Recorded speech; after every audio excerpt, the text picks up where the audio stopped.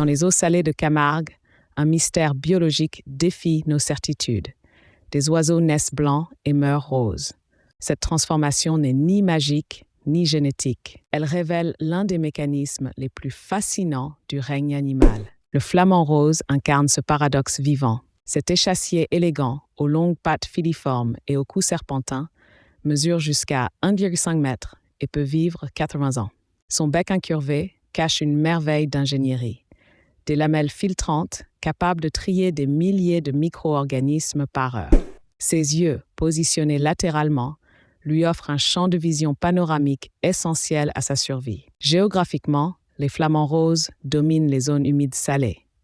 On les trouve massivement en Afrique orientale, dans les lagunes du Kenya et de Tanzanie, où des millions d'individus se rassemblent. En Europe, la Camargue française abrite la plus importante colonie, tandis qu'en Amérique, les Galapagos et les Andes boliviennes les accueillent.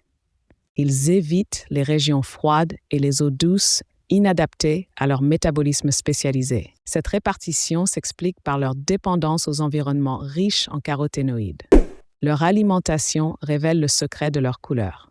Les flamands filtrent inlassablement crevettes, algues spirulines et diatomées. Ces organismes contiennent des caroténoïdes, pigments rouges-orangés qui, une fois ingérés, migrent vers les plumes, la peau et même les yeux. Plus l'alimentation est riche, plus le rose s'intensifie. Un flamand consomme quotidiennement 270 grammes de nourriture, filtrant jusqu'à 20 litres d'eau par jour. La reproduction suit un rituel spectaculaire. Entre mars et juin, des milliers d'oiseaux exécutent des danses synchronisées.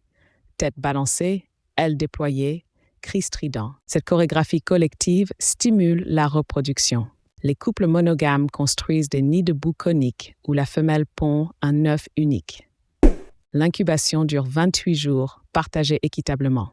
Les poussins nourris d'un lait rouge sang régurgité grandissent en colonies protectrices. Écologiquement, les flamands régulent les populations d'algues et maintiennent l'équilibre des écosystèmes salins. Ils dispersent les graines aquatiques sur des milliers de kilomètres. Cependant, leur présence massive peut acidifier localement les eaux.